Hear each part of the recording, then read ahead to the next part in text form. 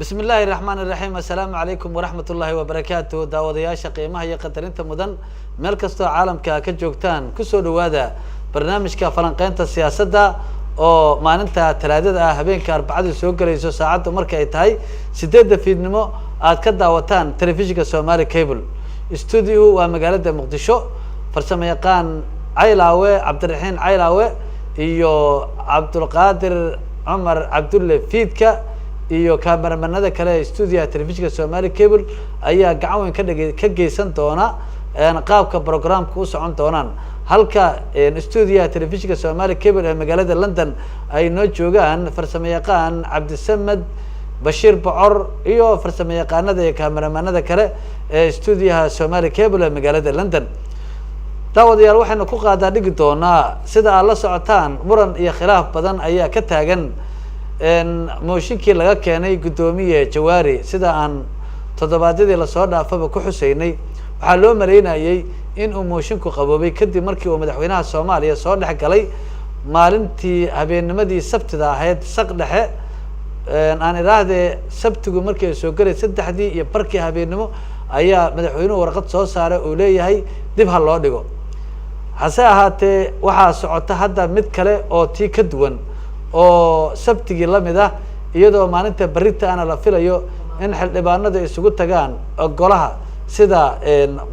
fariimo loo soo diray ay qeexayaan xildhibaanada haddaba waxaan idin xusayaa xildhibaanada igala qayb galaya iyo aqoon-yahanada iyo siyaasiyiinta igala qayb gali doona waxaan ku bilaabo dhinaca midigta ah xildhibaan Cabdi Cali Xasan oo ka mid ah xildhibaanada baarlamaanka Soomaaliya ayaa igala qayb gali doona waxaa dhexda fadhiya ambassador Cabdiraxmaan Nuur Maxamed Dinaari ayaa fadhiya waxaa kaloo dhinacayga soo xiga xildhibaan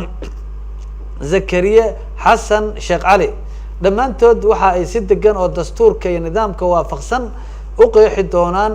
qaabka mooshinkan la isugu haysto aan ku bilaabo xildhibaan Cabdi Cali Xasan xildhibaane markasta horta anigu waxaan jeclahay inaan dhinaca midigta ka bilaabo mar walba sida islaamku uu qabo waxaan rabaa marka mooshinkii waa la isku khilaafay waa tii madaxweynuhu soo dhex galay maxaa haddana mar kale soo celiyay oo berito keenay in mooshin la geeyo doodii bilaabato maxaa soo celiyay ugu horeyn annaga kooxdii mooshinkan keentay waxaan ognahay annaga madaxweyne nalama hadlin annaga waxaan ognahay gudoomiyaha ku-meel gaarka ahna gudoomiye ku-xigeenka koowaad ee golaha shacabka Cabdiweli Ibrahim Sheekh Mudey inuu fariin noo soo diray inaan Sabtida u ballansanayn mooshinkanagii uu daabacan yahay warqadihii ay qoran yihiin shaqadii baarlamaanka Sabtida ayadoo la iclaamiyay madaxweynuhu wuxuu ka codsaday gudoomiyaha ku-meel gaarka ahna gudoomiye ku-xigeenka koowaad ee golaha shacabka inuu maalinkaa u baajiyo Sabtida fadhigaas uu baajiyo sababta uu u baajiyay anigu de ma aamini karo waxa idaacadaha iyo fadhi ku dirirka iyo la sheegayo annaga gudoomiyaha kusimaha gudoomiyaha golaha shacabka wuxuu noo sheegay madaxweynuhu inuu fadhiga ka codsaday uuna isku dayi doono in ay wada hadal siiyo asaga iyo gudoomiyihii mooshinka laga keenay ay wada hadlaan madaxweynuhu dabcan waa ilaaliyaha isku hayaha midnimada dastuurka iyo shacabka Soomaaliyeed wuu codsan karaa in hal fadhi loo baajiyo sida uu codsan karo inuu baarlamaanka ka codsado inuu hortooda inta yimaado la hadlo waayahay laakiin madaxweynaha sida gudoomiyaha baarlamaanku sheegay madaxweynuhu laba dhinac inuu isu keeno doodsiiyo arrintu ma ahayn ma sidaasaa la doonayay laakiin ma dhicin buu gudoomiyaha baarlamaanka Soomaaliya wuxuu yiri aniga dhowr marba wuxuu yiri iscazil marka madaxweynuhu ma waxay ahayd inuu iscazil dhaho mase waxay ahayd in uu labada dhinac inta isugu yeero hanaanka sharci maro horta waxa aad sheegaysaa hadda adaan ka maqlaaya annaga haddaan waxa suuqa aan maqlana aan ku sheego dhinaceena Jawaari inuu madaxweynaha inuu horta Jawaari asaga wuxuu qabtay warsaxaafadeed qabtay wuxuu codsaday madaxweynuhu inuu soo dhex galo isagoo 30 xildhibaano ay la fadhiyaan oo yiri madaxweynihii aad tahay na soo dhexgal na kala hadal hadduu soo dhexgalayo madaxweynuhu waxay ahayd inuu la hadlo labada dhinac madaxweynaha markuu u yeeray oo ay iswareysteen guddoomiye jawaari saa hadda sheegaysa wararka suuqa haddaan anna kuu sheego waxaan ka maqlay madaxweyne markay wada fariisteen wuxuu yidhi haddee 192 xildhibaan oo aan ognahay inay meediya hadda ku jiraan magacyadooda inuu yidhi 192 kaa keentay 182 loo baahan yahay haye maxaan yeelnaa guddoomiye jawaari asaga wuxuu yidhi anaa iscasilaay waxaa isiisaa ha dee warka adiga ani ma joogin goobtii adiga waxaa ii sheegaysa oo kale dhinaca kale wixii suuqa aan suuqa ka maqalnay way waa sidaan aniga afkiisa ka maqlay maxaa la yidhahdaa madaxweynaha jawaab uu ka bixiyeyna ma hayno noomana yeelin annagii mooshinka keennay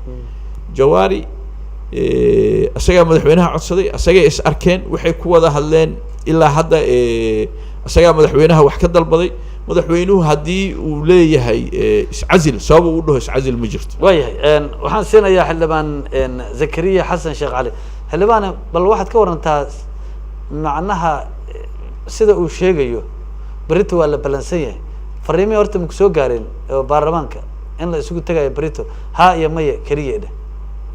fariimaha horta nidaam lagu soo diri jiray baa jira aye nidaamkii si aan ahayn baan waa kugu soo diray nambardan ka heli jir nambar aan ahayn ayaa fariimo keenay ku celi bal fariin waa soo gaartay fariintaas waxaa ku qornayd kusimaha guddoomiyaha aye aniguna ma garanayo goorta xil kusime la magacaabay baarlamaanku wuxuu leeyahay guddoomiye wuxuu leeyahay guddoomiye ku-xigeenno saaxiibkeena se hadda aan maqlayay wuxuu ku sheegay guddoomiye ku-meel gaara waddanka uu kasoo gudbo waxa la yidhaha ku-meel gaar golaha shacabka hal xilli buu ku-meel gaar yeelan karaa waa marka u horeyso baarlamaanka lasoo doorto intaysan dooran guddoomiye rasmiya waxaa sii jeer garaynaya shirarkooda si ku-meel gaara xildhibaanka ugu da-da weyn marka hadda xilligan guddoomiye rasmi ayuu goluhu leeyahay meel xilkii looga qaaday oo guddoomiye ku-meel gaara lagu magacaabayna annaga ma ogin marka haddii aad fiiriso kulanka berito ka sokow guddoomiyihii baarlamaanka wuxuu leeyahay madaxweynihii wuxuu yidhi iscasil arrintaasi guddoomiyaha ma kala hadasheen wax oo arrimo kale oo sources badan ma haysaa guddoomiyaha sida hadda aan saxaafadda ka maqalnay wuxuu sheegay in laga codsaday inuu iscasilo waxaan ognahay kulankii ay ahayd inuu dhaco sabtigii waxaa baajiyey madaxweynaha sababta madaxweynuhu u baajiyey waxay ahayd waxaa la isku hayay sharci dastuurka qodobo dastuurka iyo xeeroosaadka golaha shacabka ah ayaa la isku hayay muranka horta qodobadaasa hareeyey madaxweynuhuna waa ilaaliyaha sharciga xaq buu u leeyahay inuu yidhaahdo wixii sharciya ha la soxo si aan qallaasa siyaasadeed loo gelin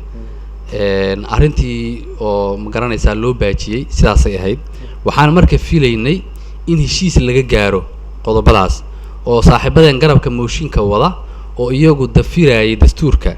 inuu madaxweynuhu ku qancin doono inay dastuurka usoo laabtaan oo xeer hoosaadka ay aqbalaan oo guddoomiye jawaari haddii xil laga qaadayo looga qaado si sharciga waafaqsan annagu ma difaacayno shaksi waxaan difaacaynaa waa sharciga xildhibaan kasta ama mas-uul kasta markii xil loo dhiibo wuxuu maraa dhaar waxaana lagu dhaariyey inaan dastuurkan ilaalino waajib bay nagu tahay qodobka 61 ee dastuurka wuxuu qeexayaa xildhibaanku marka uu howl shaqo uu fulinayo waa inuu u qabtaa sida danta qaran ku jirto ma aha inaad howl ama mooshin ha ahaato ama wax kala ahaatee aad u qabataa sida dan shakhsiya inaad ku qanciso inaad u qabata ma ah way aad waa maasan tahay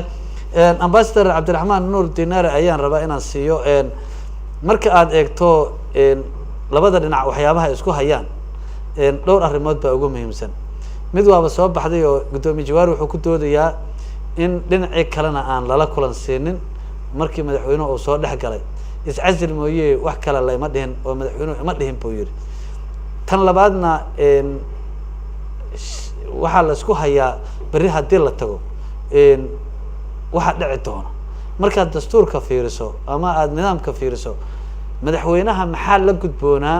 markii uu sabtidii hakiyey kulankii la filayay in dhibaatadu ka timaado markuu hakiyey maxaa la gudboonaa madaxweynaha بسم الله الرحمن الرحيم. حسن وما سنتهي انت انا كجوابين ارنت كسابسن مدحوينها وحي لا غدبون waxaan rabaa inaan anoo matalayo bulshada rayidka ahna diblomaasi in muddo ah kusoo jiray siyaasadda Soomaaliya inaan idin la wadaago dareenka ay dadka Soomaaliyeed shacbiga Soomaaliyeed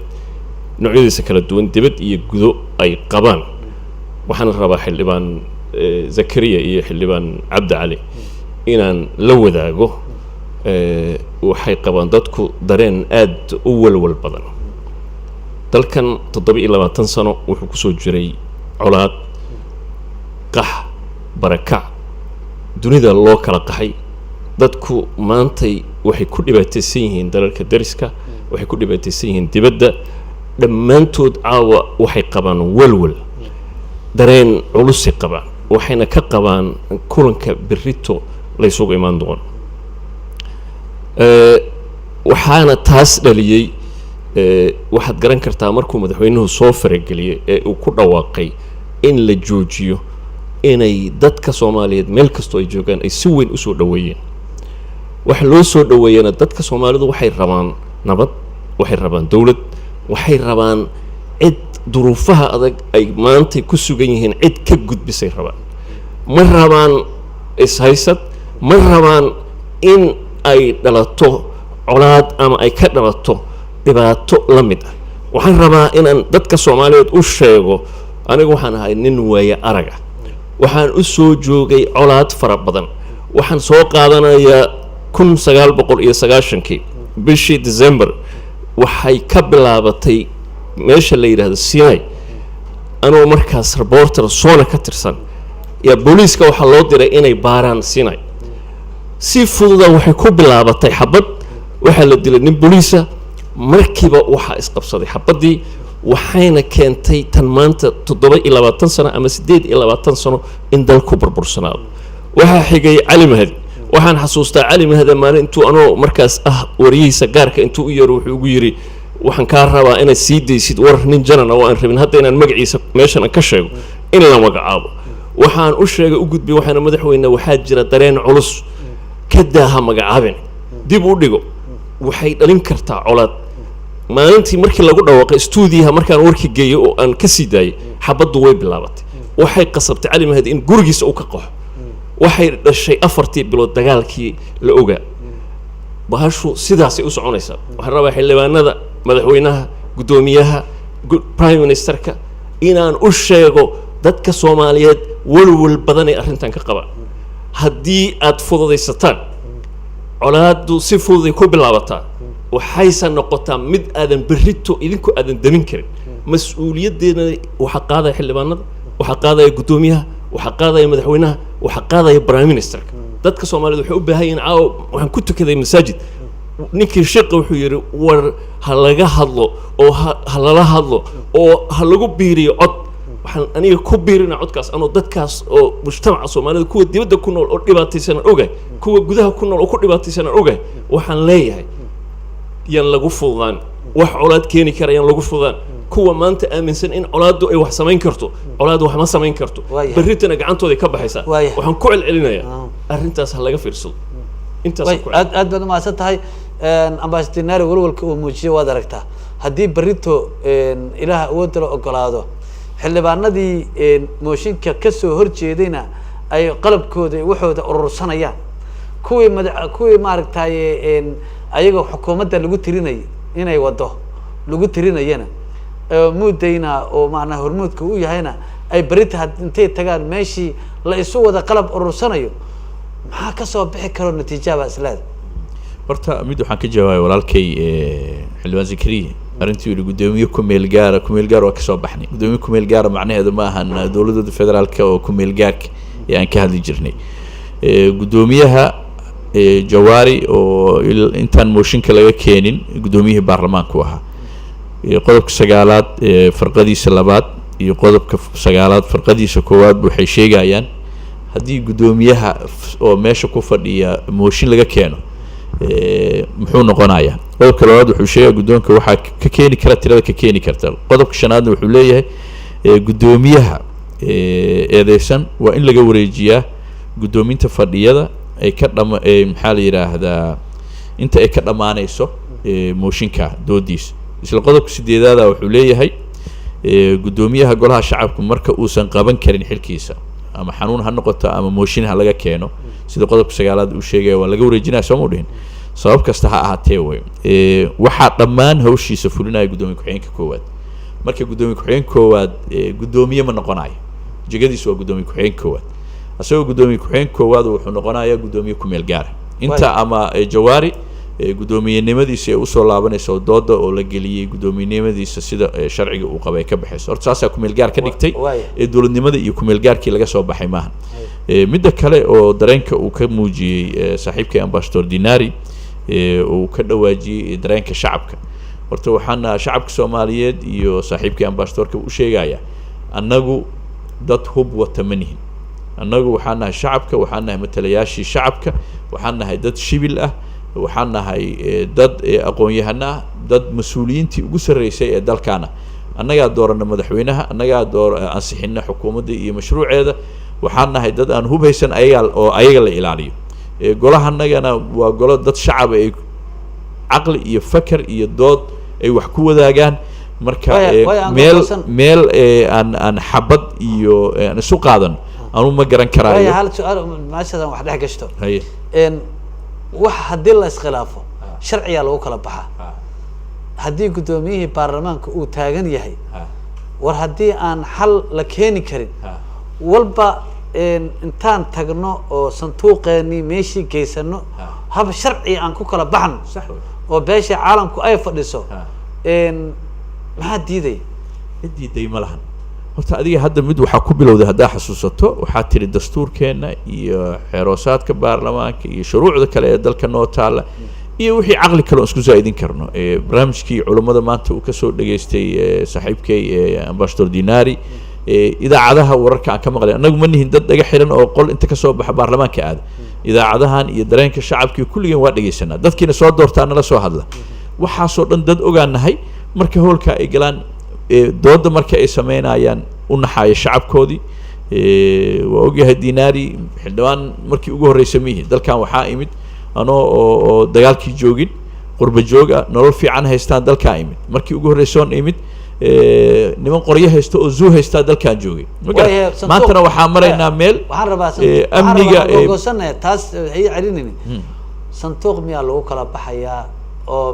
macnaha sida uu guddoomiyuhu raba sanduuq cod ah oo la yiraahdo jawaari intaana ka keentay mooshin intaana ridaysay intaan buu rabaaye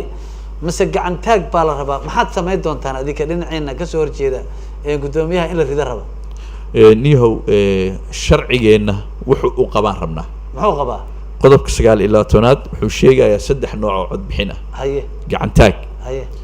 sanduuq iyo u yeerid mid la dhaho oo qoraal ah oo inta lagu yeero magacaaga tik la siinayo anigu waxaan u codeeyay saas aa leedahay sida ku qoran qodobka maxaa la yiraahdaa dastuurku wuxuu sheegayaa sanduuq marka la dooranayo macnaheeduna waxaa waaye marka la dooranayo dad kala duwanaa la dooranaya gacan taag lagama dhigi karo qoraal lagama dhigi karo sababta loo leeyahay waxaa waaye sanduuq ilaan dad kala duwanaa dooranaysaa sida kaliya lagu kala dooran karo waa in sanduuq la geliyaa dad kala duwan laakiin marka qof aad ama waa ridayaa ama leedahay ama hal mashruuc haa iyo mayaa loo codeeyaa waxa ugu fudud oo lagu doorto waa gacan taag haddana saasoo tahay waxaa qoran dastuurkanaga in marka laga hadlaayo qaabka doorashada isla qodobka oo 29aad farqadiisa 3aad ayaa sheegaysa sanduuq haddii laga guuraayo oo loo guuraayo codbixinta kale 10 xildhibaana soo jeedinaysa ama guddoomiyaha dalban kara waa la bedeli karaa laakiin anigu hadda ma ku dhahayo saasaa loo codeynaya xildhibaan Zakariya waxaan rabaa in la fahmo waxaa la isku haystaa in sanduuq in cod la bixiyo dhinacyadu iskuma haystaan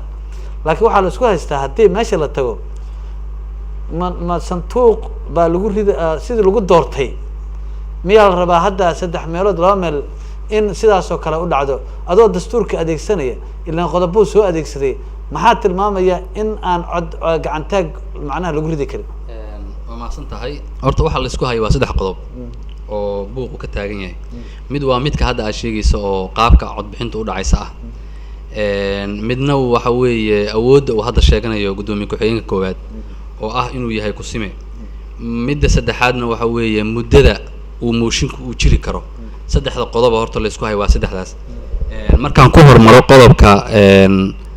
muxuu ahayto oo hadda aad weydiisay oo ahaa codaynta waxaa ka hadlaya dastuurka qodobka 60 iyo 5 ee dastuurka ayaa si cad u qeexaya wuxuu leeyahay gudoomiyaha iyo ku-xigeenadiisa waxaa codayn qarsoodi ah ku doorta codaynta qarsoodida waa midda warqadda lagu qoro oo sanduuqa lagu rido oo qof meel soo codaynaya la garanay madaxweynaha lagu doorto gudoomiyaha iyo ku-xigeenadiisa waxaa codayn qarsoodi ah ku doorta aqlabiyadda tirada guud ee baarlamaanka xilkana kaga qaada 3-2 marka codayntii qarsoodida ahayd ayaa marna tira muxuu ahayto aqlabiyad ah oo tirada guud ee baarlamaanka hal dheeri ah ayaa marna lagu dooranaya marka xilka laga qaadayana qarsoodidii baa loo qaadaya oo ah 3-2 isla qodobkaas aan ka dhaco tan hore marka la dooranayo waa sanduuqa waa cad yahay anaa ku jira kan dambe marka oo laga hadlaayana 3 la leeyahay 3 saddexda codba waa lagu dooran karaa isla qodobka dastuurka hadda akhrinayo aniga ma diidani waxa weeye 3 laba kaliya codka looga qaadi karaa fiiri waxa weeye taagmiya qoraal miya sanduuq miya ma qeexna dastuurka xeerashaadkana waa qeexaya oo arinta waa fasiraya anaa ku jira warka waxa weeye codaynta waa qarsoodi labada goorba marka la dooranayo iyo marka xilka laga qaadayo waxa kala duwan waa tirada marna tiradu waa hal dheeri oo waa aqlabiyad marna waa 3-2 tirada guud ee baarlamaanka waa marka xilka laga qaadayo sidaas horta kala jumlada full stop ma u dhaxaysa mise maxaa u dhaxaysa fujada koma ku jirta ha xilkana waxay cadeynaysaa ee u laabanaysaa waa cadaf waxay u laabanaysaa gudoonkii la soo sheegay iyo xilka qaadistii jumladaas oo macnaha ula jeedo codbixinta qarsoodida ahayd ay u laabanaysaa waxaa qeexaya marka aan ku cadeeyo waxaa qeexaya xeroosaadka mar labaad sii sheegaya qodobka 9aad ee xeroosaadka farqada 2 xarafka e gudoomiyaha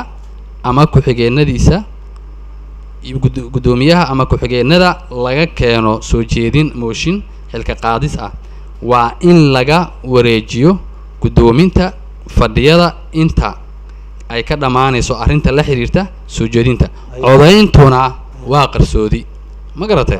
laba xugun buu ka hadlay meeshaan mid waxa weeye waxa awoodda laga qaadayo gudoomiyaha mooshinka laga keenay awoodda laga qaadayo waa inta mooshinka laga doodayo fadhiga ah ma gudoomin karo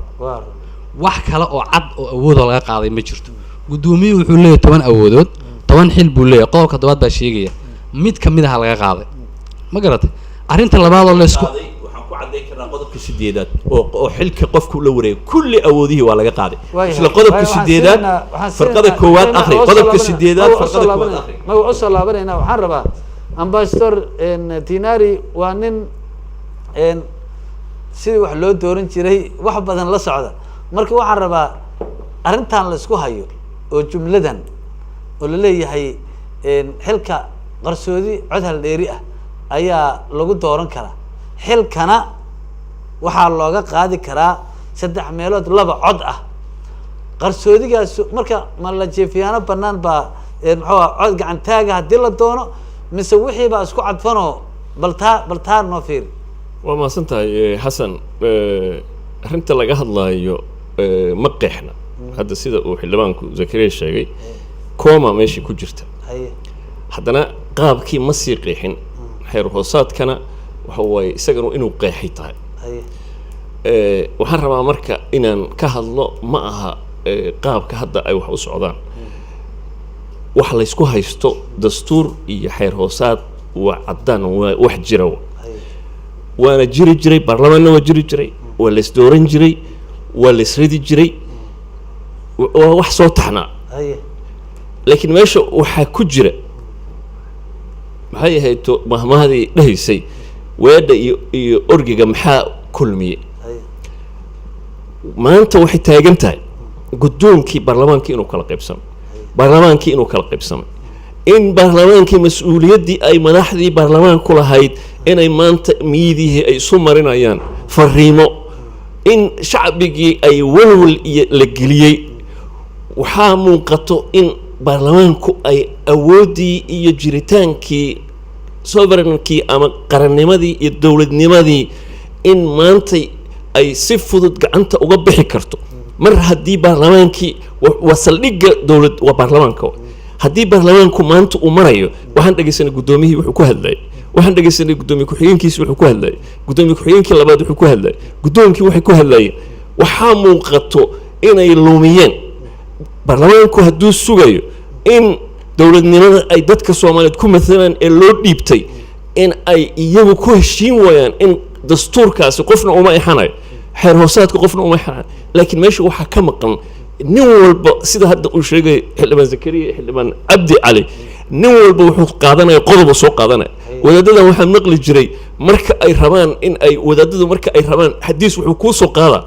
ضعيفة مثل كانوا حكوسو قذا حديث كانوا ليه هو حديث جرا سيدا أسرع أورب أفسره دينت أنك أرجع دتك صومالو مد بسيدو رب أفسره هذا حير كان هو قدومي سي أفسره قدومي كحين كي سي أفسره لما حد لما نفرد زكريا وحلف عبد علي نول حير كهلا وكهلا يا دستوركي سيدو أسرع رب أورجعنا وحامش هاس موقته إن يسوقيان إن لو يري أول يرادو وحول متين أما سيدي كمبارا كود أي تماو أما أنت لو يري أي instructions قالوا أي سيان تاسنا وح كل ما يسو جريتان كي دولة نماذج صومالية وحن لا يهاي أرنتاس هلا جوانتو أنت صار وي هاي لا وحكريون ربنا وحويان إن سيدا واقع وقبا ميا سيدا واقع وقبا وحوي إن دستور كان والوجس رقمي قدومي ياشي هراء مركي للدورني أما حلال لقى قاضي ما وحي أحد قعن تاج مية وحلوقة قاضي جري مثل الدستور كالطلع إيجو عطقر السعودية أنا لقيت دورة جري عطقر السعودية اللي هو قاضي جري واجي أرجع نمط هذا هذا بدنا يسوي مرتباشا وبرلمانتيريان أنت أن أتجنا مرة أنا فيانها مرة أنا سفيرها مرة وزيرها مرة بدنا أتجنا وهشو برلمانك الصومالي ذا والله جيفيا برنان لجوجيا برنان waxaan xasuustaa in xil looga qaaday nin gudoomiye ah tiro aan jirin oo baarlamaanka aan fadhin in xil looga qaaday haddii ay baashu tiyo kala noqonaysana waxaan leeyahay laga joogo baashu waxay u baahan tahay buuggaas iyo xaashidaas xeerka iyo dastuurka ku taal haddii ay dacad jirto waa lagu wada dhaqmi karaa waliba waxaa jira dad aqoon-yahana oo Soomaali ah oo culimo iyo isugu jira aqoon-yahan kale oo elite oo waxaan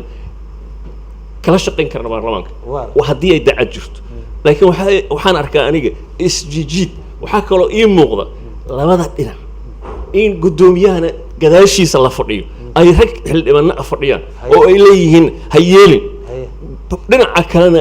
gudoomiye ku-xigeenka koowaad ay rag kale iyagana oo xildhibaano ay fadhiyaan xildhibaanadu waxay hadda ay isleeyihiin bahashan inta la kariyo mooshinkan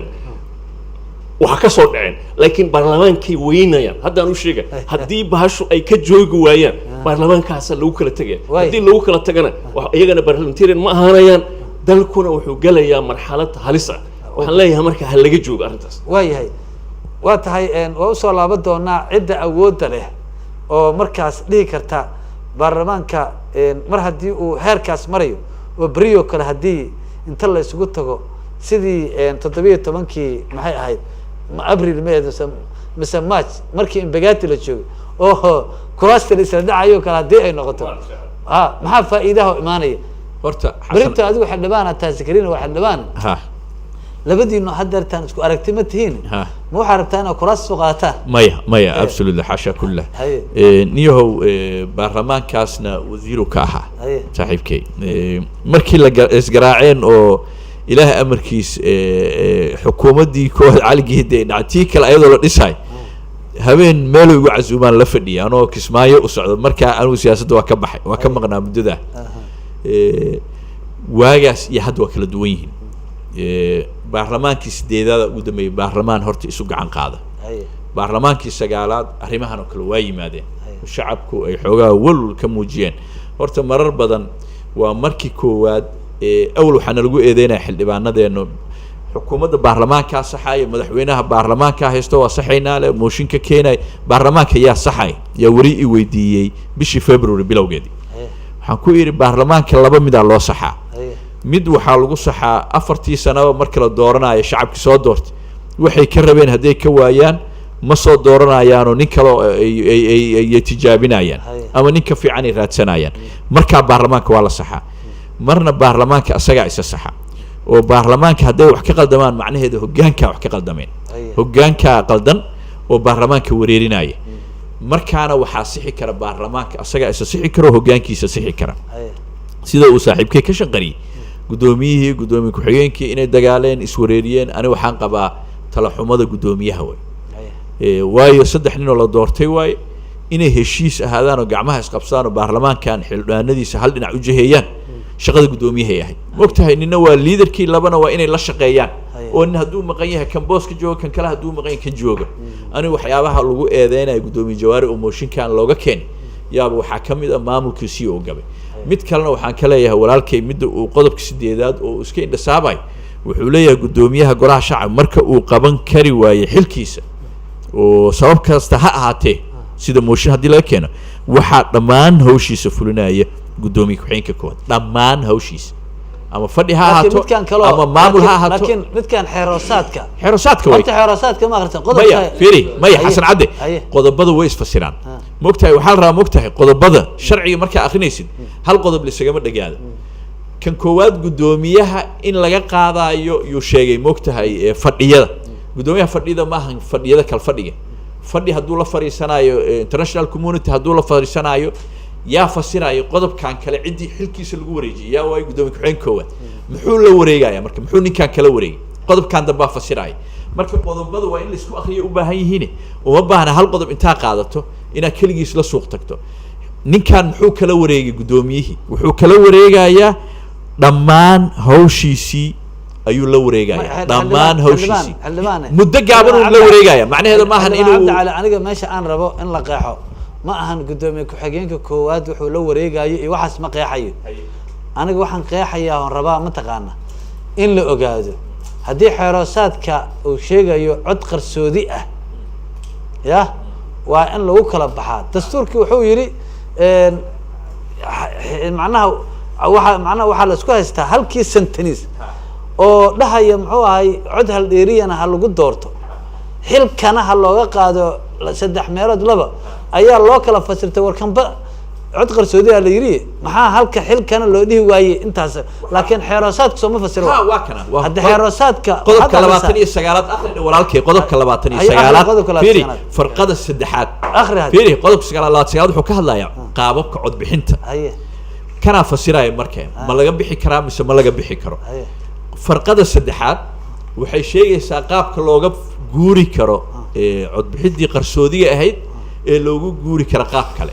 farqada 3aad akhri asaga afkiisa ku akhri hadda aan ka hadlayno codayntu inay horta qarsoodi tahay waxaa cadeeyay xeeroosaadka iyo dastuurka sabab looga guurana meesha ma taalo soomaalida garan ma laga guuri karaa waxa weeye codayntu inta noocay tahay iyo codayn cayiman baa meeshaan taalla noocyada kale ma yaalaan waxaa taala codayn qarsoodi ah codayn gacan taagna meeshaan ilaa macnaha qodobku ka hadlayo wuxuu ka hadlayaa inta nooc codayn tahay ra'iisul wasaaraha waxaa loogu codayaa gacan taag waa codayn ma garatay muxuu ahaa ii sheegeen arrimo kaloo taagan hadda DPL codayn gacan taag loogu codeeyay qodobadaas waxay ka hadlayaan codayntu waxa ay tahay laakiin mooshinka markaan taaganahay codayntiisu waa qarsoodi way caddahay qodobka 8aad oo saaxiibkii uu ka hadlayana waxa weeye kama hadlayo wax mooshin la yiraahdo guddoomiyuhu markuu xilkiisa uu gudan waayo guddoomiyuhu ma xanuunsana ma maqna dhimirka mala'a ma awoodi waayin shaqadiisii uu taagan yahay marka there is no reason looga qaado nin hawshiisii u taagan ma jirto halka qodob oo laga qaaday oo ah marka fadhiga loo fariisto oo laga doodayo arrintiisa taas horta laga qaadaya marka taa ka nimaano waxa intaas oo dhanba ka sokeeya yaala waxa ka sokeeya waxay tahay moshinku muddo lahaa muddadiisuna 10 maalmood ay ahayd 10 maalmoodna way dhamaatay saaxiibada inta ay ku warwareegayeen war aan kasii ugu guurnaa codaynta qarsoodiga ah oo ka dhignaa gacan taag sababta gacan taagga horta loo raadinayo in la qeexay u baahan tahay waxay tahay in xildhibaanadii pressure la saaro dhaqaale la saaro pressure xigaalnimo ama ha ahaado nin wasiira oo ehel la ah ama muxuu ahaay mid saaxiibtinimo ha ahaado in cadaadis la saaro lama hayo dareenka xildhibaanka wax lagu qanciyo haddii la hayo wax lagu qanciyo waxay ku qanci lahaayeen codayntu qarsoodi marka arrintan karaba aan raba inaan ka hadlo waxa weeye muddada marka muddada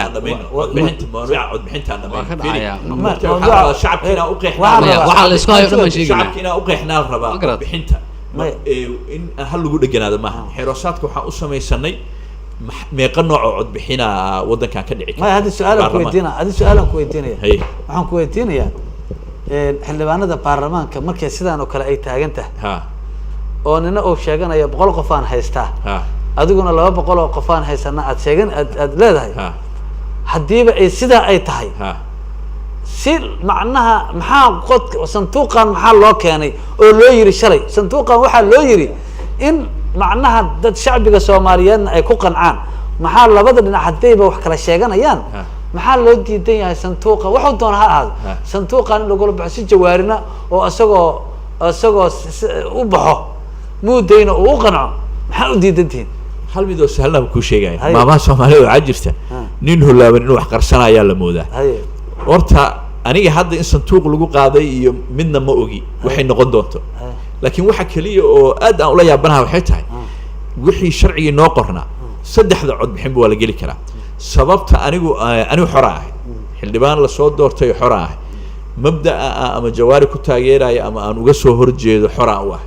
sida caawa media u fadhiyo aan u muujinayo ya maalinka cod bixinta markii la gaarana ama anoo taagan aan sheego ama kan qoraalku inta la xaadir Cabdi Cali maxaa qabtaa aan iraahdo mooshinka jawaari in laga qaado xilkan qaba ama waa diiday maxaa qarsanay beri haday dhacdo ila xeeroosaadka noo qorto ani hadda ma ogi waxay noqon doonto haday sanduuq noqotona waa raalan ka ahay haday gacan taag noqotona raalan ka ahay hadii tii isu yeerinto xaadirinta ay noqotona raaliyan ka ahay mana kala jecel laakiin waxa oo qofka isqarinaya ani waxaan garan lahay fiiri asaa walaalkii wuxuu ka hadlayay in ay jirto corruption iyo wax uu hadda tuhu gelinay أنا وحقبها هدي وحاس جيران قفك إنه قاتل ربه يا ربه هدنا إنه إسقارية وقتها يقول هدا حلال تهاي وحول بوي ما دوينا ديار واي أدل عبد علوم ما ستة ديناري شعب بيجي يورد بالشدة ما دام هذا هذا ليسون هدنا نك كله عدالة إن لا إيجو وفي عنته إن هدي واي أرجع ماذا يأرمها أنا دو فيرسو مدحوينه وحلون واي أرنتي أو عزل اسمع عزل هاي كسر دمات إن ماشان حكومتنا وين كجرتها سيدا حقيقته تاي أو موقتنا حكومتنا وين كجرتها هو موقتها برلمان كينا وصان أكل قيبسين ما أنت ما وحى في عن أو شعب بقى درين كيسو كوقن عكرا إن صندوق لك كانوا لو قنعوا مسوحوا كوقن عكرا إن قاعد تاج لي هذا تحسن ربعنا كجواب حسب ما صنتهاي أنت أنا متوس وأبهرين سؤالش جوابتي هذا شعبي جو حرمان هرتا إن وقت كان حلي موشين لكانوا وحليهن ما أنت بدن وحي قبان إن أنا موشين كمناسبة هين إن دتكو ربان دولدو يناش قيسو دولدو دتكو أي تاجرسينهن أي دتكو إباتوين بدن الدبتي جوداكو قوان ما أنت مركب وحي ربان إن لو استاجو سيد دولدن لو حوجين لها عيدن كالله لسه لها ابني كالله لسه لها مامور كالله لسه لها دولدو كمان كن أو دليرة شقاء يجو أمور لهي وحاسو أني دتكور تكسو جاين ما أنت إن يجو إسقاط قبصدان دولدو مرنا شعبك كم سوقين دارين كاس نوي قبان هل كانوا مهم الرمائنا الإفيم مهم كوحي تهاي إسهيست كأي إسهيستان مركي واحد جرد سيفل سوسايتي كترسن أو أرنتن isku dayay in ay dhex galaan xog badanna ururiyay waxaa muuqato in ay muuqato kala shaki wax la yiraahdo waxaa muuqato in haddii dad samafalayaal dad aanan waxba ka danaynin oo ka tirsan mujtamaca qaybihiisa kale ma ogtahay xasanow dalku waa la leenahay xildhibaanada dalku waa la leenahay mas-uuliyaddiisa madaxweynaha dalku waa la leenahay مسؤولية برايم مينستر كولا لنا وحلو أذيجي أو لو قدمينا وشعب كصومالي ده يكون وح إسكالا وشعب كصومالي haddii marka aan weliba waxaan anoo ku hadlay maanta caaw aan jeclahay inaan u baaqo war ha iska fadhiyina haddaad culimo tihiinna waxaad ka hadli jirteen waxyaabo kale oo minora ka hadli jirteen masiirkii qarankan soo dhismayey dhowrka sano ee loo soo dhibtooday ee kumaan kun oo qof u dhimatay yaa maanta waa arkaysaan marxaladda u maray waxaan rabaa culimmada waxaan rabaa aqoon-yahanka waxaan rabaa siyaasiyiintii hore intay isu yimaadaan ay la kulmaan madaxweynaha oo madaxweynuhu gacan lagu siiyo siduu arrintan u xallin lahaa waxaan hubaa in la xallin karo arrintaas in loo dhaqaaqo in aan lagu mashquulin waxaan rabaa in aan lagu mashquulin dastuurka iyo xeer hoosaadkaas uu nin walba si u fasiranayo mid kalena waxaan sheegayaa maalintii ugu horreysaan waxaan dhahay uu bilowday mawshika bilowday cabdi calan dood ka wada qayb galay waxaan dhahay wuxuu keeni doonaa guuldarro cidna kuma adkaan doonto weli waa ku celcelinaa cidna kuma adkaan doonto guuldarro keeni doonaa waa sii dheeraan doonaa wuxuu hakad gelin doonaa ama uu baralys ka dhigi doonaa jiritaanka qarankan oo han weyn loo qabay uu baabi'in doonaa waxaan leeyahay marka war ka jooga dadkana waxaan ugu baaqayaa inaanay ku fiirsan oo aanay sugin cabdi cali wararka inuu helayana waa u malayna magaaladu waxaa ka jiro wax la yidhaahdo maxaan ku idhaahdaa is-urursi taasna waxay wax u dhimaysaa jiritaanka qarankan waa usoo dhimanay waa usoo rafaadnay waa weliba waa u dhaawacnay si dalkan uu wax u noqdo maanta marka dadka waxaan leeyahay marka shacabku maadaama shacabku u hadlaysay ha ku fiirsan ma shacbigu maadaama hadlaysay shacbigu ma waxay rabaan in si maadaama la isxallin waayo madaxweynuhu soo galay macnaha prime ministerki iyo guddoomiye jawaari is arki kari waxaasoo dhan maadaama la arkay guddoomiye jawaarina inuu iscasiro oo ka adkaystay shacbigu hala kala baxo taagantaa soo maha shacbigu ma waxay ku qancayaan cod gacantaaga in la yidhaahdo hebelaa lagu riday iyo hebelaa lagu doortay mase waxay jeclaan lahaayeen in halkaas santuuq inta la dhigo lagu kala keebay shacbigu rabaan shacbigu labadaba ma rabaan haye shacbigu waxay rabaan in si xal ah oo farsuulin ah oo inta la dhagaysto dhinacyada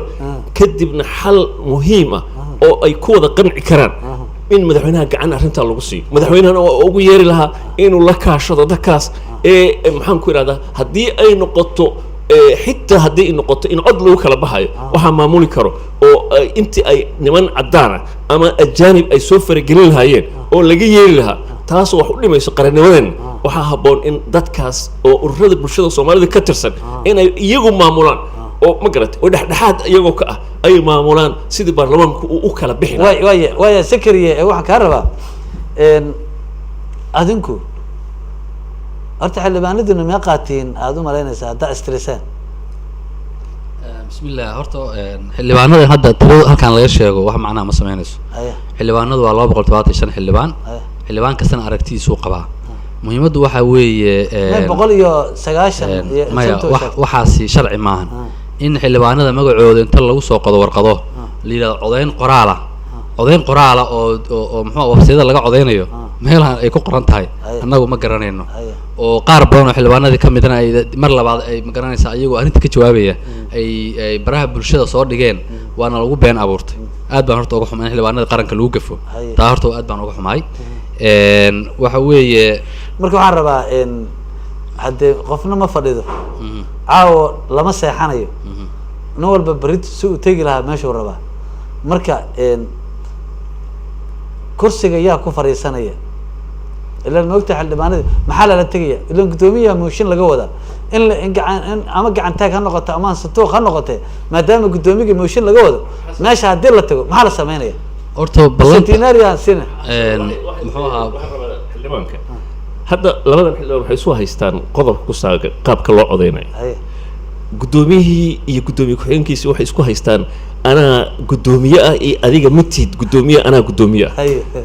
maxaa u malaynaysaa marka dad sidaas oo laba qaybood baarlamaanku saa u kala qaybsan markay isu yimaadaan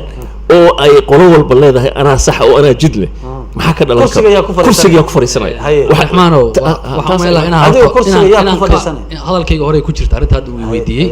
oo waxaan sheegay in mooshinka horta uu muddo lahaa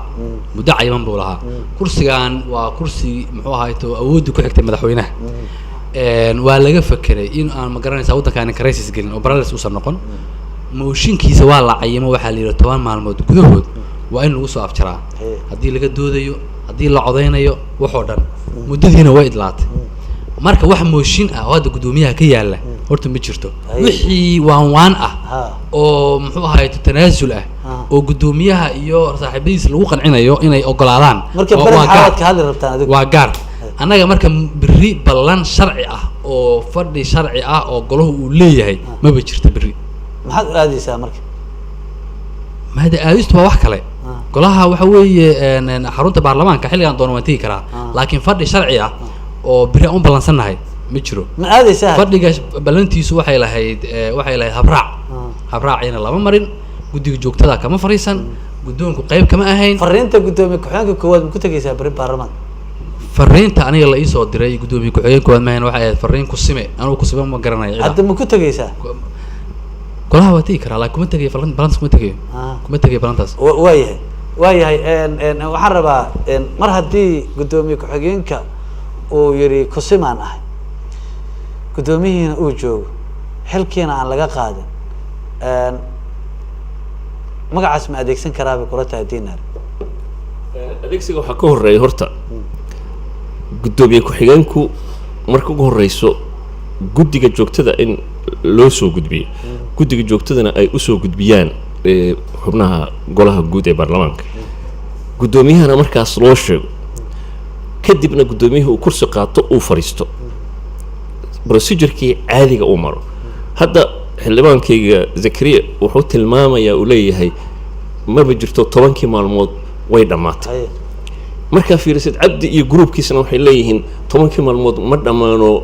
waa saddexdii maalmood uu shaqeeya sida baarlamaanka aan ka warqabo haye waa 21 maalmood waa saddex markuu shaqeeyo 10 maalmood weli ma dhammaan haye zakariya iyo kooxdan jawaari taageeraysana waxay leeyihiin may waa dhammaato maba jira maxkamad dastuur oo intii loo gudbiyo waxaad og tahay doorashadii kenya in la isku qabsaday Ha. maxkamad dastuurkaa loo gudbiyey go-aanay markiiba gaartay maxkamad dastuur oo meeshan go-aan gaari kartana lama dhisin madaxweynayaashii dalkan soo maray dhammaantood waa diidanayeen Haye. welina ma samaysna Haye. marka yaa kala saaraya marka ha Su'aasha marka taas. haddaan maxkamadu jirin Ha. cid kale kala saari karta kala ma saaran aysan jirin. iyagana ay direen oo dhexdoodii guddoomiyayaashii iyo xubnihiiba ay kala qaybsameen yaa kala saaraya waayahay haye xildhibaan xildhibaan su-aal baan ku weydiinaya ma ana tan hadda ay ka jawaabeen ka jawaabaya Ayaga in laftirkeeda la maran habaabiyo shacabka xaraam way horta tan aan ku weydiiyo maya tan anaa ka jawaabaya haye shacabka in la maran habaabiyo xaraam way Haye. aniga wax been ama turjumaayo af Haye. soomaaliga ku qor xerosaadka akrinaya idinka fasira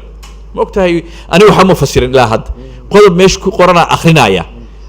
cidda wax fasiraysa idinkaa la idinka rabaa haye asagoo wax qodob u akrinaya ma akrinaayo waa fasiraya fiiri hadda qodobka 10 maalmood u akhriyay anaa akrinaya adiga fasir dastuurka miya xerosaadka xeeroosaadka ها wuxuu leeyahay qodobka 9aad farqada 4 waxaa laga doodayaa loona codeynayaa 10 cisho oo maalin shaqo ah gudahood laga bilaabo maalinkii ka bilaabanaysa xataa meesha ku qoran tahay laga bilaabo taariikhda mooshinka la keenay golaha laakiin fahad, maalin ii shaqo kaadi. marka la yiraahdo Ya. maalin shaqo marka la yiraahdo ma shaqaba iska ilooba Haye. taa looma gaarinba Haye. horta wuxuu bilaabanayaa mooshinka maalinka la keeno golaha Haye. golaha waxaa la yidhahdaa 275 wasiir dinaari si fiican u yaqaana Haye. golaha ma ahan xafiiska jawaari golaha ma ahan xafiiska muudey Haye. golaha ma ahan xafiiska mahad Haye. xafiiska cabdi cali iyo zakariya ma ahan golaha waxaa la dhahaa 275 xildhibaan markay isu yimaadaan xataa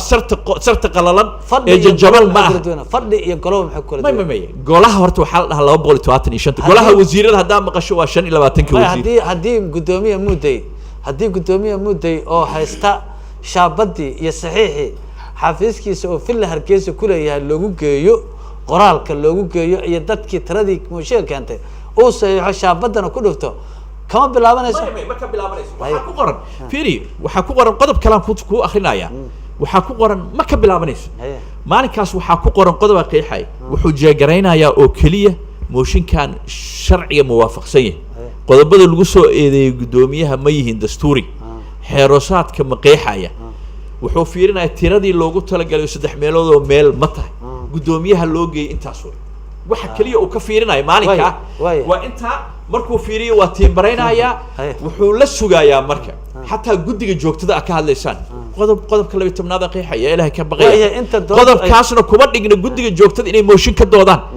guddiga joogtada waxay shaqeeyaan kalfadhiga marka aan fasaxa ku maqannahay iyo waxay diyaariyaan ajandaha ee baarlamaanka mooshinna horta mooshin cugdada laga qabo sax ma aha yaakha mooshin baarlamaanka shaqo kale ma qabano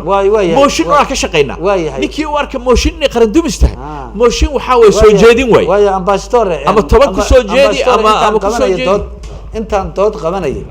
oo inta maalmihii la soo dhaafay waxaan la yaabay oo ugu yaabku badnaa waxay ahayd waxaa la leeyahay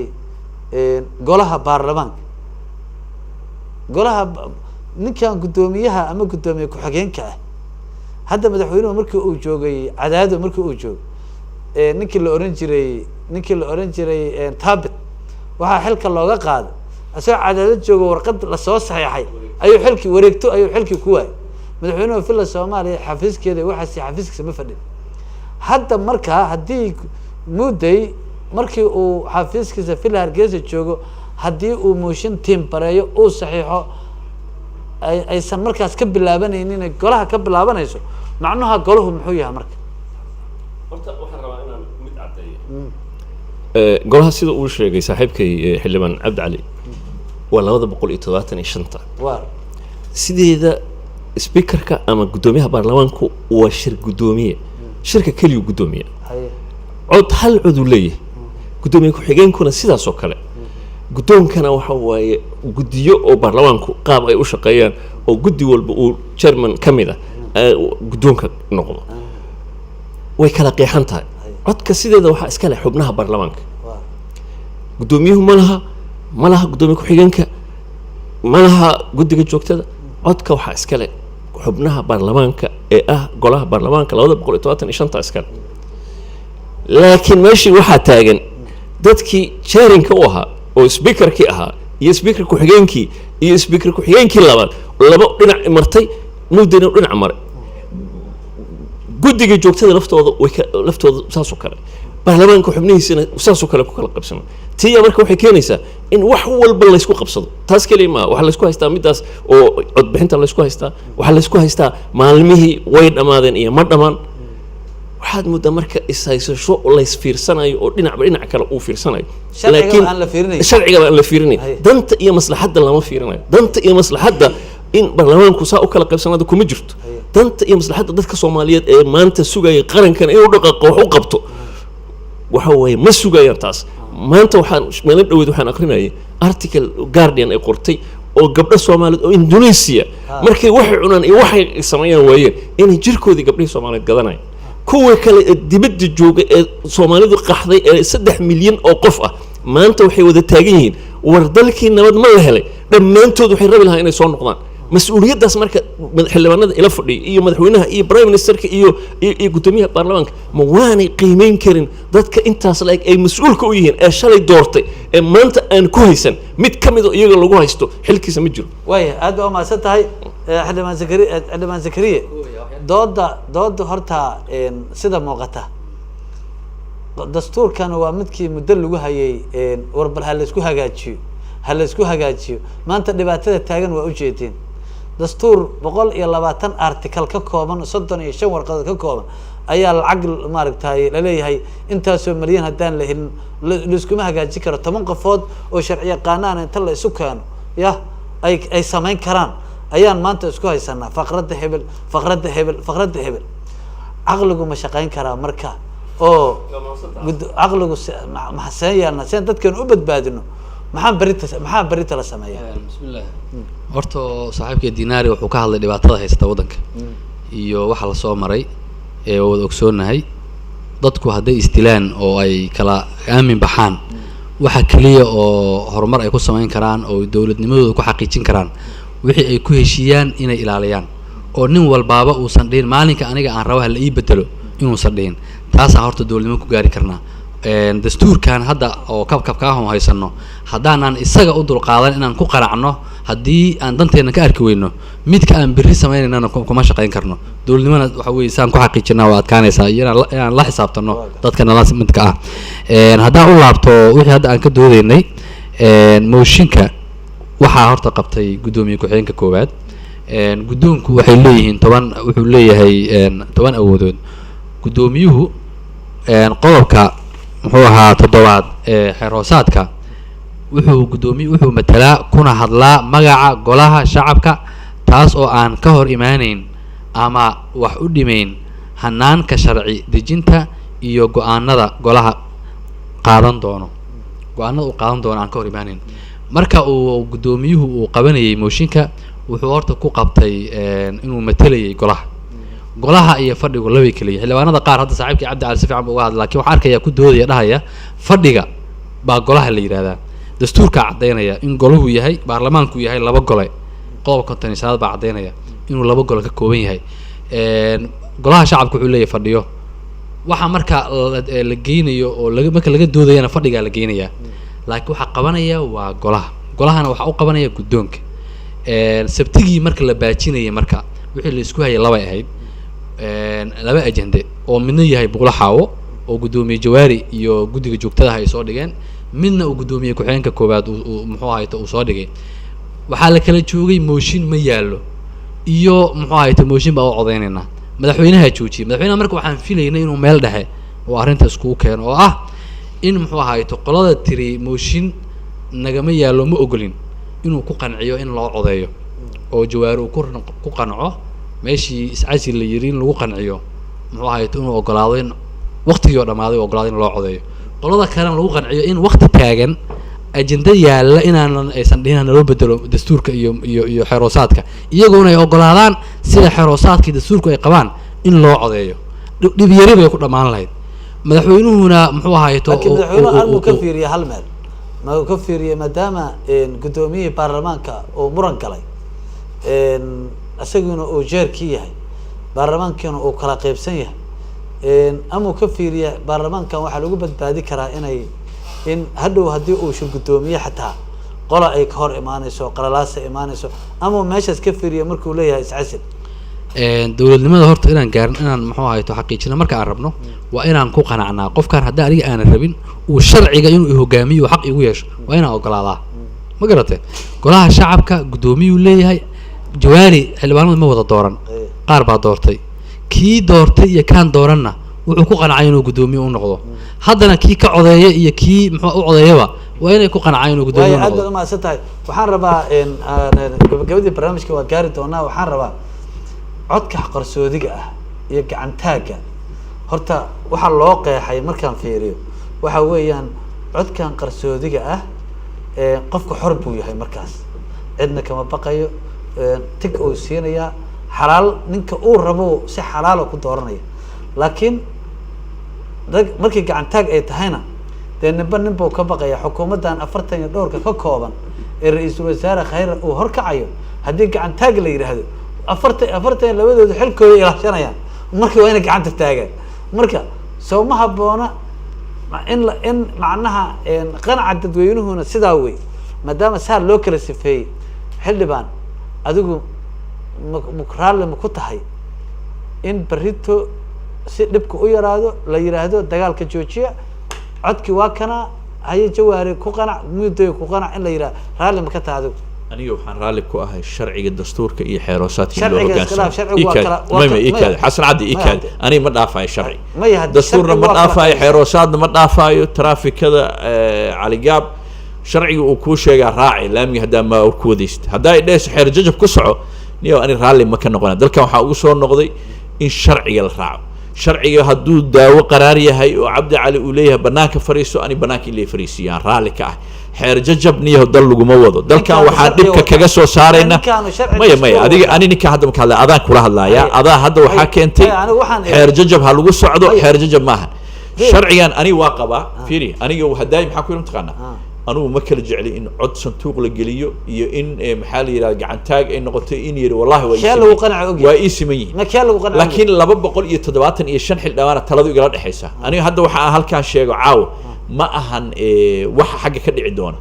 waxa aan rabana ma ka dhici doonto. laakiin aniga waxaanan ogolayn waxaana soo gaaraya haddii berri 10 xildhibaan way ikaadaan dhameeyo haddii 10 xildhibaan berri oo saaxiibaday ah intay mooshin keenaan yiraahdaan waxaan rabnaa kii isu yeeridda oo la saxay sida xeeroosaadka qodobkan ku qoran 29aad aniga Cabdi Cali waa inaan ku qancaa. waxaa go-aankaa diidi kara ama ogolaan kara 275 inta ka timaadaa horta gacan u taagaysa ma sanduuqeenniyaan joogayna mise waa iska bedelaynaa jawaari asagaa keenay wax kastoo xeeroosaadkan ku yaala 10 xildhibaanaa keeni kara mooshin kadibna golaha u codaynaya golaha meeshuu markaas isku raaco yaa hoosha hore loogu soconaya jawaaraa xeeriyey cabdi cali ma xeerinin geedka hadda sharci hoosaadkaana akhri waxaa ku saxiixan maxamed cismaan jawaari cabdi calina ma ku saxiixina zakariyana ma ku saxiixina marka nimayo yaan la wareerin dadkana yaan la marin habaabin sharcigeennana aan ilaashano waxaa laga yaabaa maanta inuu hebel suur rabay uu la muuqdo ani jawaari shalay dadkii wax ka doortaa sharciga noo akrinaya may waa qoran yahay niyo sharcigan dadka dhan ha loo qaybiyaa yani hadda markii ugu dambeysay dood galay af Soomaali ku qoran yahay Soomaalida ha loo qaybiyo ninkan intellectual waa uma baahna zakariya ani inaan u fasirno uma baahna waxaan rabnaa qodobka uu zakariya sheegayo oo leeyahay cod qarsoodiye waa iyo qodobka adigu aad leedahay 3 qodob weeyaan mid la rabaa la dooran karaa adiguba qodob soo dariishanay kan qodob soo dariishanay aqligu inuu shaqeeyaan rabnaaye maxaa see aqligu u shaqeyn karaa maya aqligu wuxuu ku shaqeynaya zakariya wuxuu rabaa qodob inuu inkiro oo qariyo laakiin aniga qodobkaas inuu jiraan sheegaya hadhow haddii xildhibaanada meesha imaanaya qayb ka mid ah ay isticmaalaan asna ma hor istaagi karaan ma hor istaagi karaan way aan zakariya siin haye zakariya marka qof uu leeyahay ma xaqin karo aniga mugtahay haye zakariya aan siin qodobka horta uu ka doodayo waa qodob dastuuriye dastuurka waxa laga bedelay marka loo badan aqalka sare la keenaa waa in labada gol ay wada fariistaan waa in 3 dalool labo ay u codaysaa bedelisteeda shaqo sahlan maaha nimankaan hadda saan dareemayo uma socdaan waxa weeye xero waxa rabaa in la dafiro dastuurka la dafiro xeroosaadkan la bedelaynaa maxaa ku kalifaya horta waxbaan bedelaynaa waxaan waa sharci sidoo u qoray in loo raaco waxa ku khasbaya maxay waxaan rabaa su'aal hal mid oo mar habaabina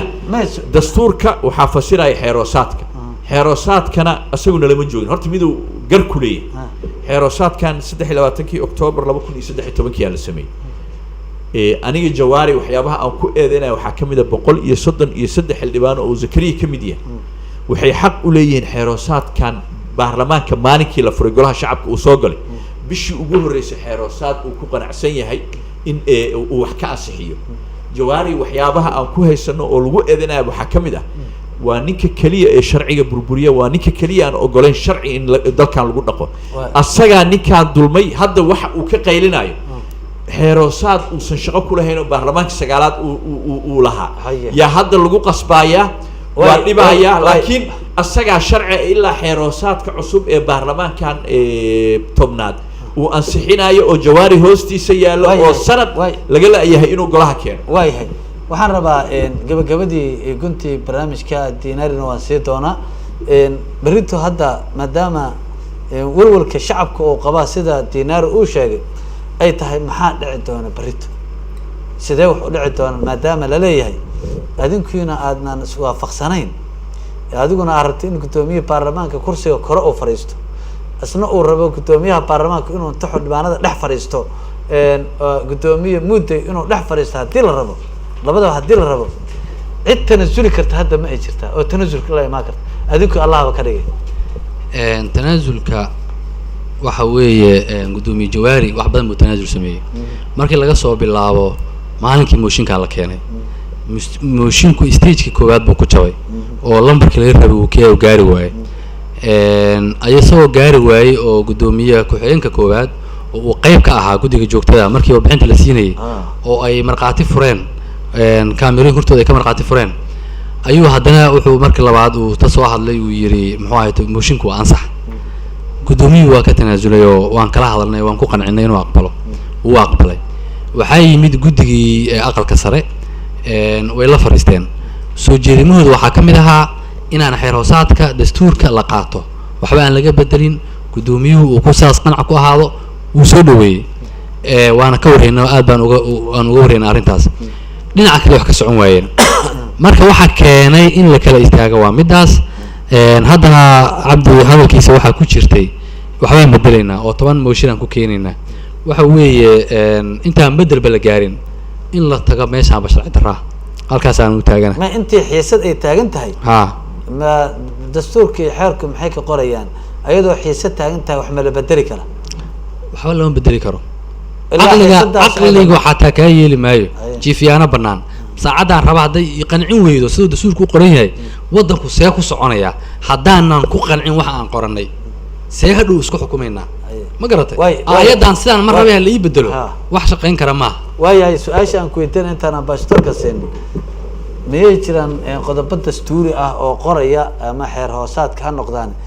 iyadoo oo xiisadu taagan tahay oo mooshin wax walba taagan yahay in la yidhaha xeer hoosaada la bedelayaa macquul mata noo akri warqadana waad haysataayo oo dastuurkii buuggii ma wadatid adigu kiisa hadaarto kaaga akrinaya waa soo qortay buuggii inaa qaato uma baahna qodobka iyo anfacayaan soo qaatay qodobka 9 farqadiisa saddexaad waxay leedahay codbixinta qoraalka ah ama magac u yeeridda tii sanduuqa ahayd oo dastuurka uu sheegay oo xeeroosaadkan uu sheegay in la bedeli karo qodobka saddexaad wuxuu leeyahay waxa la qabanayaa markuu guddoomiyaha golaha ya ama ugu yaraan 10 xubnood ay soo codsadaan goluhuna go'aan ku qaato ma garatay 10 xildhibaan ama guddoomiyaha hadduu rabo soo jeedinayo wuxuu leeyahay meeshii sanduuq ahayd qodobkaasi ma laakiin qodobkaasi wuxuu ka hadlahayaa maya qodobkaasi wuxuu ka hadlahayaa soo jeedinta caadiga ah oo macnaha laakiin waxaa laga hadlayaa iyadoo mooshin uu taagan yahay farqadan ku akhri mahne qodobku xaabal dhahaaba noocyada codaynta iyo siyaabaha ay isu bedeli karaan waa qodobka 9 noocyada codaynta la dhahaa waxaan rabay inaan ku akhri mugtahay haddaan sharciga maanta dha akhris waqti badan naga lumaayo waxaan kaaga soo qaatay kaliya kii sanduuq ahaa marka la bedeli karo farqada saddexaad cadaynaysa waxay u baahan tahay in guddoomiyaha laftirkiisa uu soo jeediyo oo yiraahdo meeshii sanduuq ahayd sababta loo yeelana qarasha ku jira sanduuq marka la dhahay waa warqado la daabaca waa in saddex warqadoodan kala duwan la daabaca waa in haddii la ismari waayo codka labaad warqad kale loo daabaca ma garat qarashkaas isagoo og miisaaniyad inay isugu jirin wuxuu dhihi karaa guddoomiyaha codbixintii sanduuqa waa laabaynaa yaa ka ogolaanaya ama ka diidaya golaha way coduu gelinaya marka wuxuu leeyahay maadaama aan qarash aan u hayn waxaa idiin soo jeedinaya in gacantaag loo coday golaha u dhow waxay leeyihiin waa diidna ama waa ogolaanay inta loo taagay sikri waxaad ka dhahay ma jiraan ay yiraahdaan waa loo codaynaya qodobkan waa qodob dastuuri ah horena uu sheegay in hadba kula laaban wax macnaha ma sameynayso qodobkan waxaa nala leh baarlamaanka oo dhan baa ka dhexeeya waa in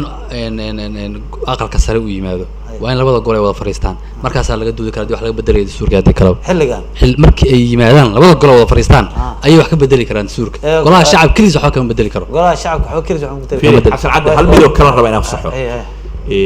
qodobkan aniga hadduu sanduuq noqdo xataa waxba kama qabo walaalkay laakiin waxaan ka hadlayay in keliya in dadka loo ifiyo in la bedeli karo mid kale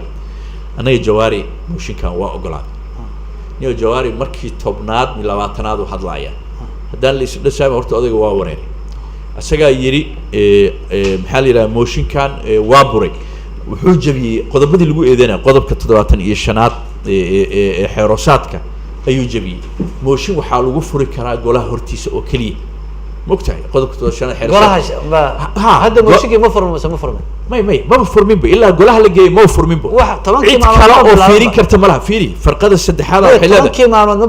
بلعب بي إلا قولها لقي أو موشين كلا قيبي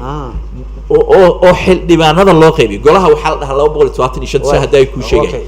عيد كلا لما بتوش كربا نيو قدب كحيرة وسوق بكبرين عنو قي حياة وسوق بكبرين فرقة السد هذا قدب تواتني شن هذا وحل ده بيل كلا لقوا ما فوري كربا جواري إنه بدي جوكتي يقولي سكفره ويراه هذا وابور شرعه بالجبيه مني هاي دينار waxaan adan noo soo gabagabeynay waxa arinta aan rabaa waxay tahay kullaba ilaahay waxaan ka baryaynaa sida xaqa iyo cadaaladdu tahay inuu dalkan u ofiyo dhibaatadana ay ka saaro waxa maxamiyad aanan doonaynin in aan galno ayaa hadda waxaad moodaa walwalay dadka aqoon-yahanada ka qabaan in khilaafka baarlamaanka marka halkan ugu dambeyntii adoo shacbiga ka tarjumaya maxaad soo jeedin lahayd berito see wax lagu badbaadin karaa بسم الله الرحمن الرحيم حسن وما سنتهي marka ugu horeysa waxaan dadka Soomaaliyeed gudaha iyo dibadda meel kasto ay joogaan aan ka codsanayo in horta Ilaahay baryaan oo in maaragtay dhibaato aanay dhicin berito oo xal Ilaahay uu isaga keeni kara in xal horta Ilaahay uu keeno Ilaahay weydiisana dadkuna in ay caawa Ilaahay baryaan sababtoo ah nabadaa loo baahan yahay dowladdaa loo baahan yahay waxaa la rabaa in horey loo socdo taas ilaahay in la weydiisto oo la baryo caawa baryada ilaahay waa maaragtay lagu si weyn loogu guulaystaa qodobka kale aan raba inaan ka hadlo waxa waaye muhiimka ah waxaan horta ka xumahay in gudoomiye ku-xigeenkii koowaad gudoomiye ku-xigeenkii labaad ay miidiyaha isticmaalayaan iyagoo mas-uuliyiin ah waxaan kaloo kasii xumahay in gudoomiye jawaari uu madaxweynihii dalka oo ah astaantii qaranka uu miidiyaha u marayo eedeyntiisa xitaa waxay ahayd baarlamaanka dhexdiisa yani haddii maxaan ku irahdaa isagoo hor fadhiya isaga u sheego yirahdo madaxweyne maaragtay arrintaasi waa qalad nama qabato inaad sidaa tiraahdo laakiin inuu miidiyaha isticmaalo aniga dhegaygaan ku dhageystay waa arrin aan fiicnayn horta marka ugu horreysa waxaan ka codsanaa guddoonka baarlamaanka ama guddoomiye ha noqdo ama guddoomiye ku-xigeenada ha noqdaan ama xildhibaanada ha noqdaane in isticmaalka miidiyaha la joojiyo colaaduu sii hurin karaa wuxuu sii hurin karaa isfaham la-aan iyadoo laysu soo dhawaan karay oo wax la sixi karay waa sii fogeyn karaa taas horta in meesha laga saaro baaqa kale waxaan u jeedinayaa dadka waxgaradka ee soomaalida ah ee dalka gudihiisa joogo xitaa dibadda kuwa joogo contribution ay ku heli karaan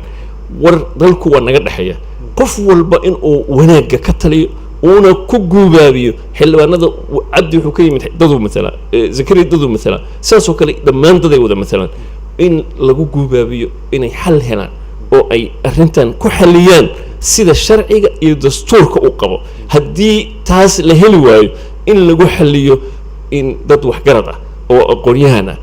inta ay imaan lahayd dad cadaan ah ama ajaanib ah oo daris ah in loo tago annagoo dowladda intaas dowlad soo ahayn waxay nagu tahay fadeexad iyo cayb sida hadda uu xasan sheegay haddii mar kale ay dhacdo in aan ku heshiin weyno waxaana loo arkaa dad aan isxukumi karin waxaana dhici karto in ay dhacdo in na la geliyo wax la yidhahdo trusteeship in la geliyo ama maxamiyad dhibaato weyn keenaysa dalkana u keenaysa waxaan leeyahay marka danta iyo maslaxadda ha la fiiriyo madaxweynaha waxaan leeyahay ha ogolaado in gacan lagu siiyo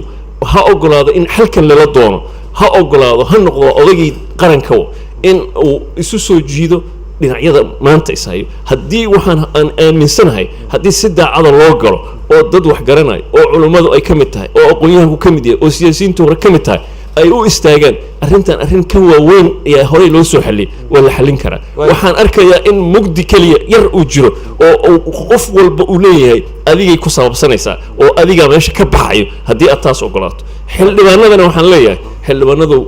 soomaaliya mas-uuliyadda idinka saaran maanta haddii aad marxaladan aad ku kala qaybidaan haddii maanta ay dhacdo soomaaliya uma baahan xabad nimanka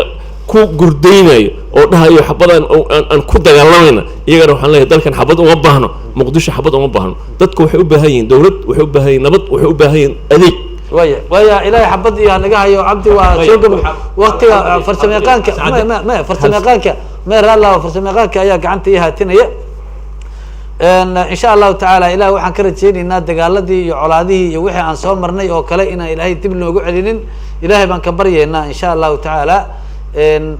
برنامج كينا الدعوة ديال وأنا أنت وحن أدقم هاد يا فرسمي قان ندى إن السيد حجر لا أنت عاو إنه كل رجعي فرسمي قان عبد الرحيم حسين عيلاوي إن فرسمي قان عبد الرزاق عمر يو فرسمي قان ندى جوجا استوديو تلفزيون سومالي كيبل مقالة لندن عبد السمد بشير بعر iyo farsamayaqaanada kale ee telefishinka runtii waxaan si gaar ah aad ugu mahadcelinayaa xildhibaan cabdi cali xasan oo ka mid ah xildhibaanada baarlamaanka Soomaaliya ambassador Cabdiraxmaan Nuur Diinaare oo ah rugcada siyaasadeed wax badanna saxaafadda ku soo jiray iyo xildhibaan Zakariye Xasan Sheekh Cali ayaan u mahadcelinayaa waqtigooda qaaliga ah ee ay caaw inoo soo horeen